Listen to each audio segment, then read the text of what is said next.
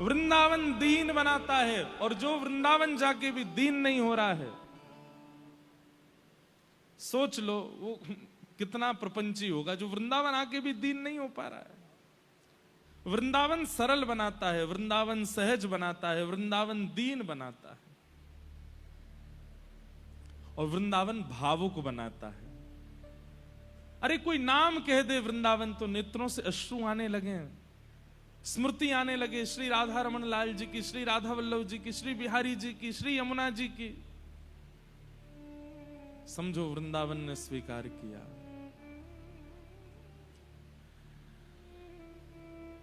उद्धव जी महाराज कौन है? वृष्णि नाम प्रवरो मंत्री, कृष्णस्य दैत सखा, शिष्यो बृहस्पतेर साक्षात, उद्धवो बुद्धि सत्तम। बृहस्पति गुरुदेव की इतनी कृपा और किसी पर नहीं है जितनी उद्धव जी महाराज पर है। विद्वान, मैंने पता नहीं एक दिन कहा था यहां पर या कहीं और कहा था शायद, ठाकुर जी जब अपनी स्वधर्मा सभा में बैठते हैं ना द्वारिका में, तो ठाकुर जी प्रवचन करते हैं और जितने मंत्री होते हैं, जितने सैनिक, सब लिखते हैं ठाकुर जी की बात, ठाकुर जी क्या कह रहे हैं। ठाकुर जी का प्रवचन सुनने के लिए ब्रह्मा जी आते हैं, रुद्र आते हैं, नारद आते हैं, सब आकर के बैठ करके बिल्कुल शांति से ठाकुर जी का वचन सुनते हैं, आज ठाकुर जी क्या कह रहे हैं। लेकिन वे ठाकुर जी भी जब अपने सिंहासन से उठ करके जाते हैं ना, तो उद्धव को बुलाते हैं, इधर आओ, सब ठीक कहा ना मैंने, कुछ गड़बड़ी तो नहीं? तो उद्धव कहता है यहां ये बात गलत थी, यहां ऐसे बोल दिया था, इसको ठीक कर लेना। ठाकुर जी कहते अच्छा हाँ अगली बार ध्यान रखूंगा। वो है उद्धव। भगवान श्रीमद् भागवत के तृतीय स्कंद में कहते हैं कि उद्धव कोई और नहीं है, मैं ही हूं। लेकिन वो इतना ज्ञानी है कि ठाकुर जी भी उससे पूछते हैं कि मैंने कुछ गड़बड़ तो नहीं किया। उस उद्धव को ठाकुर जी जब वृंदावन भेजते हैं तो उद्धव जी महाराज कहते हैं ऐसी लच्छेदार वाणी में ज्ञान देकर के आऊंगा ब्रजवासियों को, ये आपको भूल जाएंगे, आपकी याद में रोना बंद कर देंगे, शाम तक आ जाऊंगा वापस लौट के। ठाकुर जी बोले आ जाना शाम तक, जाओ। 6 महीना बाद लौट के आए, 6 महीने।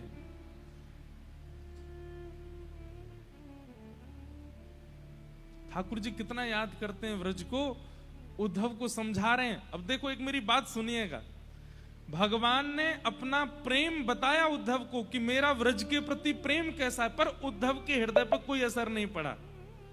लेकिन जब गोपियों ने अपना प्रेम सुनाया तो उद्धव पर ऐसा असर पड़ा कि ऊधो सूधो है चलो सुन गोपिन के बोल, ज्ञान बजाई डुमडुमी प्रेम बजायो ढोल।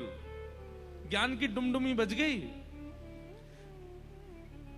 कहने का अभिप्राय ठाकुर जी की वाणी से प्रभाव नहीं पड़ा उद्धव पर, गोपियों की वाणी में है, वो चाहे जिस पर प्रभाव डाल सकते हैं।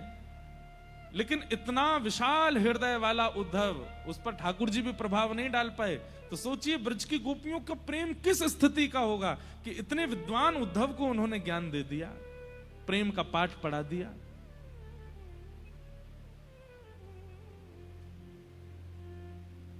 उद्धव मेरी मैया से जा कहियो, उद्धव मेरी मैया से जा कहियो, तेरो लाला दुख पावे, मेरी मैया से जा कहियो, मैया से। अच्छा ये तो आपने बहुत बार सुना, एक नई बात सुनाते। उद्धव जी महाराज चले गए वृंदावन। उद्धव जी महाराज का गर्दन नीचे नहीं हो रही है, कमर सीधी है बिल्कुल, मैं विद्वान उद्धव। उद्धव जी महाराज रोते बिलखते ब्रजवासियों को देख करके बोलते हैं, सब लोग इधर देखना। बोले आप रोते क्यों हैं? कृष्ण दूर जाकर के पीड़ा में हो तो आपको रोना चाहिए। सोने के पलंग पर सोते हैं वो, सिर पर ऐसा सुंदर मुकुट पहनते हैं, उस पर ये बना है ये बना है। उद्धव जी वर्णन कर रहे हैं, जब वे निकलते हैं तो उनके पैरों में जो जूतियां हैं वे भी स्वर्ण की, उनमें भी मणियां लगी हुई हैं। इतने सैनिक उनके सामने नतमस्तक रहते हैं, आदि आदि सब। उद्धव जी महाराज ठाकुर जी का प्रभाव बता रहे हैं। इतने में नंद बाबा उठे, इधर आइयो उद्धव, मेरी एक बात बता। बोले क्या? उधो सीधे बता। क्या बताऊं? यहां तो खावत मैया सो रोटी, यहां तो खावत मैया सो रोटी। यहां तो उद्धव मैया, मथुरा में वाकू मैया से रोटी मिले है कि नाय, उधो सीधे बता। उद्धव तू बस इतना बता दे, तू यहां तो मैया के हाथ से रोटी पातो, वहां कोई मैया वाकू हाथ से रोटी पवावे कि नहीं? उद्धव सीधे बता। उद्धव जी स्तब्ध है।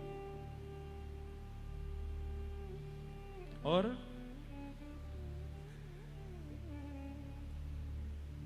यहां तो सोतो बाबा की गोदी, यहां तो सोतो बाबा की गोदी, बाकू बाबा की गोदी मिले हैं कि ना, उधो सीधे बता।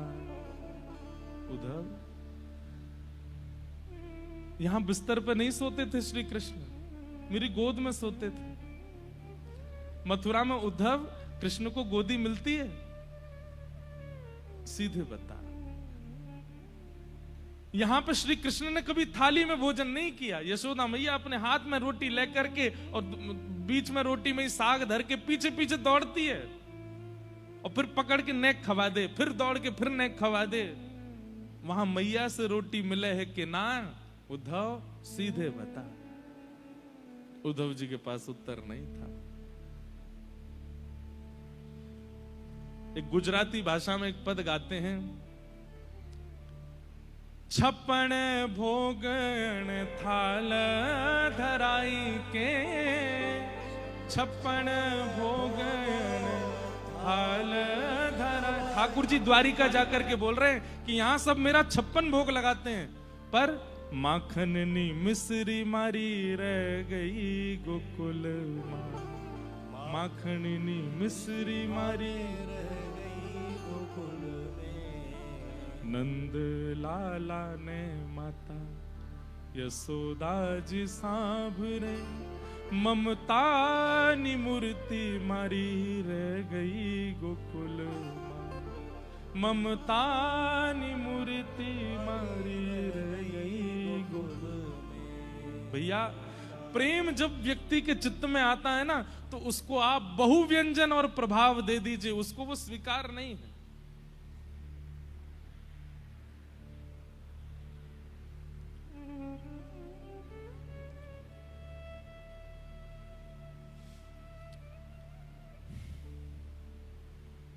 उद्धव जी महाराज गए हैं और गोपियों के बीच जाकर के कुछ कहना चाहते थे, लेकिन अभी तक यशोदा और नंद बाबा की स्थिति से उद्धव जी मौन हो गए। एक और बात कह दूं तो वृंदावन मौन कर देता है। दुनिया में चपड़ चपड़ चलती है जवान, वृंदावन में तो केवल शांत रहता है व्यक्ति, बोलता नहीं। उद्धव जी मौन हो गए और तब ब्रज की गोपियों की स्थिति देखते हैं। असंख्य गोपियां बैठी हैं, सबके नेत्रों से अश्रु गिर रहे हैं। उद्धव जी महाराज तो पहले यही देख के आश्चर्यचकित हो गए कि कृष्ण को वृंदावन से गए सालों हो गए हैं, अभी तक इनका विरह खत्म नहीं हुआ है। अरे हमारा अत्यंत घनिष्ठ व्यक्ति भी जब घर से अलविदा हो जाता है, चला जाता है भगवत धाम को, तो हमारा विरह भी कितने दिन का होता है? 13 दिन तक तो सब लोग व्याकुल होते हैं, सब लोग विचलित होते हैं। उसके बाद भी कई लोगों का शोक रहता है, लेकिन ज्यादा से ज्यादा 2 महीना 3 महीने बाद वो शोक घटने लगता है। चलिए मान लीजिए आपके मुख पर शोक दिख भी रहा, अश्रु तो रोज नहीं आते ना। हमारे तो वृंदावन में कहते हैं, बोले वृंदावन में खुदाई करवे पे, बोरिंग करवे पे पानी खारो काई को आवे, जबकि यमुना जी है वहां पे। बोले ये गोपियों के अश्रु बिंद हैं, इसीलिए खारे आते हैं। उद्धव जी बोले इतने वर्षों तक भी अश्रु सूखे नहीं, ये कैसा विरह है?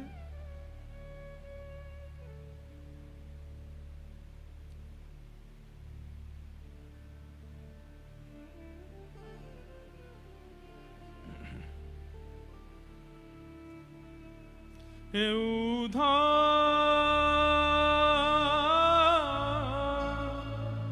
मत आइयो समझाने जाके कांटा लगे सो जाने।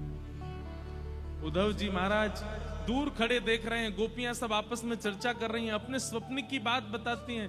कोई गोपी कहती है, अरे कल मेरे पीछे पीछे जमुना जी तक गए कन्हैया, मैंने जैसे ही घड़ा में जल भर के अपने सिर पर धरो, सोई जन कहां ते कंकड़ी फेर के मारी और मेरो सबरो घड़ा फूट गयो, भीज गई मैं तो। मैंने की अरे लाला ऐसो काई को करे, तो मुझे बोले तू 3 दिन आते नहाई नहीं, मैंने नहाई दई आज। मैं पीछे दौड़ी और जैसे ही हाथ पकड़ में आयो, इतने में ही मेरे नेत्र खुल गए, मैं तो स्वप्नों देख रही। सब गोपियां अपना अपना स्वप्न सुनाती हैं। एक गोपी पूछ पड़ती है, हे श्यामाजू आप भी तो अपने स्वप्न को वर्णन करो। राधा रानी कहती हैं, तुम सब भाग्यशाली हो, जादना से श्री कृष्ण गए हैं, तुम सबको स्वप्न में अनुभव तो होता है, पर मैं तो वादना से सोई ही नहीं हूं। जादना से कन्हैया गए, मेरी निद्रा भी उनके संग चली गई, अब नींद आवे नहीं तो स्वप्न देखूं कैसे। उद्धव जी स्तब्ध होकर के ये स्थिति का दर्शन कर रहे हैं। मधुपक तब बंधो मास्पृशांग्रिम सपत्न्या, कुच विलुलित माला कुंकुमश्मश्रुभिर्न, बहतु मधुपतिस्तन मानिनी नाम प्रसादम, यदु सदसि विडम्यम यस्य दूतस्त्वमित्र। अब विस्तार कैसे करें इस भाव का।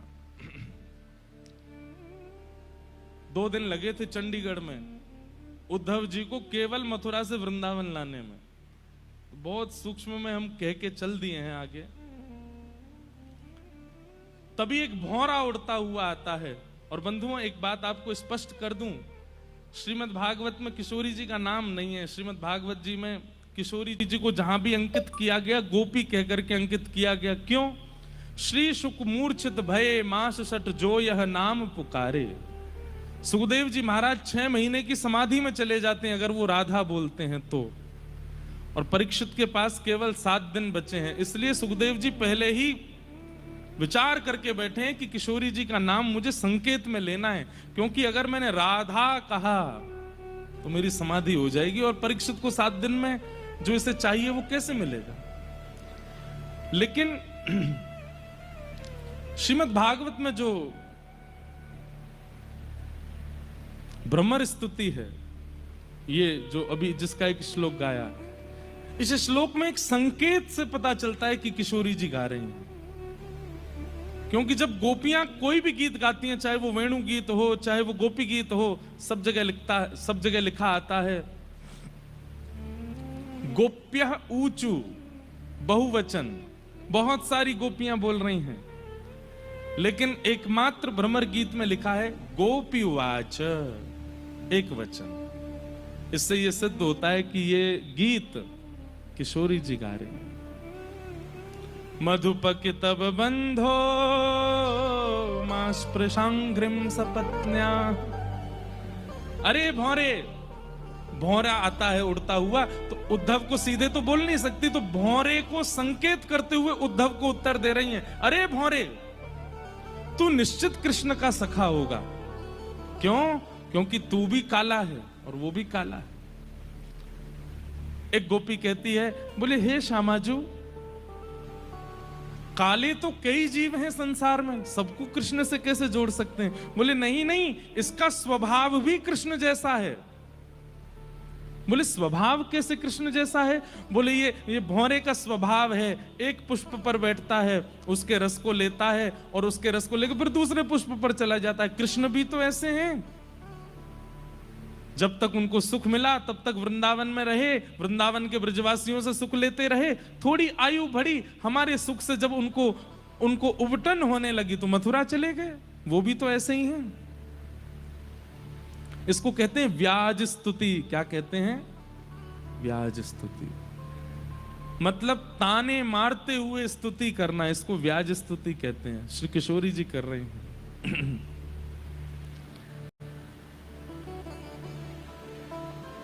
और क्या कहती हैं? किमिह बहुषढंग्रे गायसी त्वं यदूनां मधिपति मृगहाणां अग्रतो नः पुराणं विजय सख सखीनां गीयतां तत्प्रसंग छपित कुचरुजस्ते कल्पयन्तिष्टमिष्टाः। इस श्लोक में किशोरी जी ने हम कथावाचकों को बहुत बली बुली सुनाई है। किशोरी जी कहती हैं, मोए तो ऐसो लगे ये कृष्ण के प्रति प्रेम हमारे चित्त में पहली बार आयो कहां थे। तब एक गोपी बोली कथा सुन के, तब कथामृतम तप्त जीवनम कभी विरीडितम कल्मषापहम। बोले जब ते आकी कथा सुनी तब ते दर्शन की, मिलन की, सुनवे की, सबकी इच्छा प्रकट होने लगी श्यामाजू। किशोरी जी बोली हम बे, ये जितने कथाकार हैं ना, इन सबन को कन्हैया ने एक लोभ दे रखो है। और सामान्य भाषा में कहूं तो किशोरी जी कह रही हैं घूस दे रखी है। बोले काय बात की? बोले चिकनी चुपड़ी बात बताए बताए करके मेरी लीला सुनाए करो, लोगन को मेरी लीला में आनंदित कर दे करो, लोग मेरे याद में, मेरे विरह में रोएंगे, पागल हो जाएंगे, और वाक्य बदले हे वक्ताओं तुमको मैं मुक्ति दे दे करूंगा। किशोरी जी कह रही हैं ये बात। बोले कथा मत सुने करो, इन कथाकारन को कृष्ण ने चयन कर करके बैठा रखो है मंच पे कि तुम मेरी लीला सुना सुना करके सबन को आनंदित करो, और बाकी बदले हे वक्ताओं तुमको मैं मुक्ति दे दूंगा। भैया पूरी दुनिया ने पूजा वक्ताओं को, एकमात्र गोपी और श्री किशोरी जी ने ही गरियाया है वक्ताओं को। लेकिन फिर भी कथा ये मैंने कहा ना व्याज स्तुति है, इसमें ताने प्रेम से मारे जा रहे हैं। ये वास्तविकता नहीं है। किशोरी जी कभी कथा नहीं छोड़ सकती, वो बस ताने मार रही हैं वक्ताओं को। जरूर इन्हीं लोगों ने हमारी स्थिति ऐसी करी है। फिर क्या कहती हैं?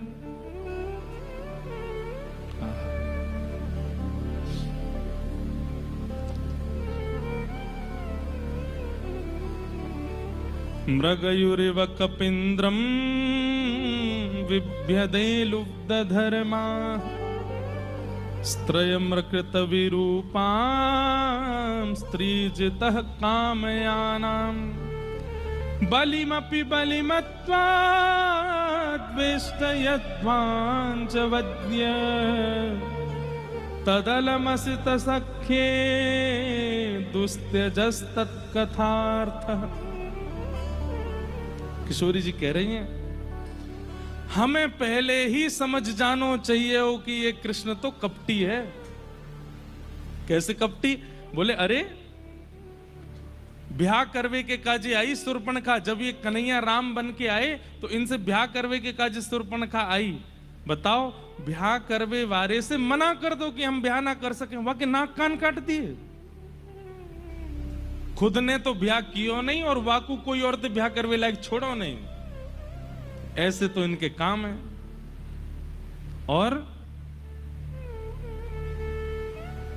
बाली सुग्रीव का युद्ध करवा दिया, और युद्ध करवाते हुए सुग्रीव के पक्ष में छिप करके बाली को मार दिया। अरे जब युद्ध करवे की इतनी ताकत थी तो सामने आके लड़ते बाली थे, लेकिन छुप के मारा उसको। अरे बहनों तुम्हें कहा बताऊं, किशोरी जी कह रही हैं। तीसरी बात बोले क्या? बलि के यहां गए नेक्से से बामन बन के, और बोले 3 पग जमीन चाहिए, वो भी अपने पैरन से नापेंगे। बलि हसन लगो, महाराज आप नेक्से से हो, 3 पग जमीन अपने पैर से नापोगे, मैं त्रिलोक का सम्राट, आपको 3 पग जमीन देने में मुझे बड़ी लज्जा होगी। बोले नहीं हम तो अपने पैर से ही नापेंगे, देना है तो दो। गोपियां बोली फिर? बोले फिर का संकल्प लियो। और जैसे ही बलि ने कही कि मैं आपको 3 पग जमीन देता हूं, इतने में जय कन्हैया 1952 बन के गए, विराट है गयो, और 2 पग से तीनों लोग नाप लिए। और बलि तो बोलो तुमने 3 पग के लिए कहा था, मैंने 2 पग में तीनों नाप लिए, अब तीसरा पग कहां रखूं? हे बासुकी नाग, जाओ इसको बंदी बना लो, नरक ले जाओ, इसने अपनी संकल्प पूरा नहीं किया।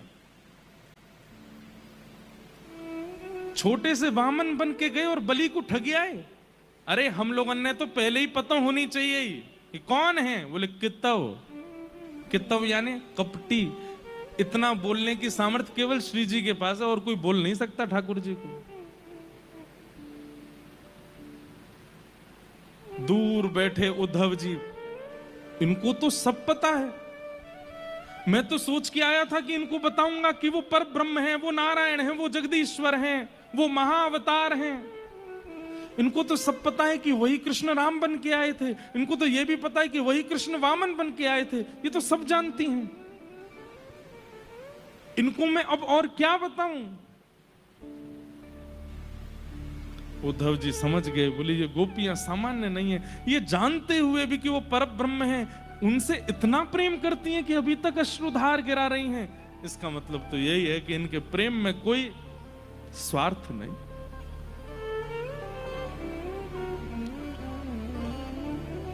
उद्धव जी महाराज गोपियों की भाव सुनते सुनते सुनते, अद्भुत अद्भुत भाव हैं, सब भावों को सुनते हुए व्याकुल हो गए। इतने में तो 6 महीना निकल गए। उद्धव जी महाराज को 6 महीना बाद जब होश आया, रथ में बैठ के आए थे लेकिन पैदल ही दौड़े मथुरा की ओर। श्री कृष्ण के पास जैसे ही पहुंचे, दाढ़ी बढ़ चुकी है, केश जटा बन गए थे उद्धव जी के, अंग प्रत्यंग विचित्र से हो गए। पता नहीं कब से स्नान नहीं किया था उद्धव जी ने। ठाकुर जी ने जैसे देखा, अरे उद्धव ये तेरी स्थिति कैसी? उद्धव जी बोले मेरी स्थिति बाद में, हाथ पकड़ो मेरा, चलो मेरे साथ। आप पूरे ब्रह्मांड में रहने के लायक नहीं है, ये ब्रह्मांड आपके लायक नहीं है, ये मथुरा आपके लायक नहीं है। आप तो व्रज चलो नाथ, आप वहीं रहो। इन ब्रज गोपियों का त्याग मत करो, मैं आपसे हाथ जोड़ के विनती करता हूं। ठाकुर जी बोले क्यों? 6 महीना पहले तो तू बड़ो कह रो, आप परमात्मा हो, आपके अंदर मोह कैसे हो सकता है, ममत्व कैसे हो सकता है, आदि आदि। ठाकुर जी की वाणी उद्धव को चेता नहीं पाई। ब्रज की सामान्य सी दूध काढ़ने वाली, गोवर थापने वाली गोपियों ने उद्धव को प्रेमी बना दिया।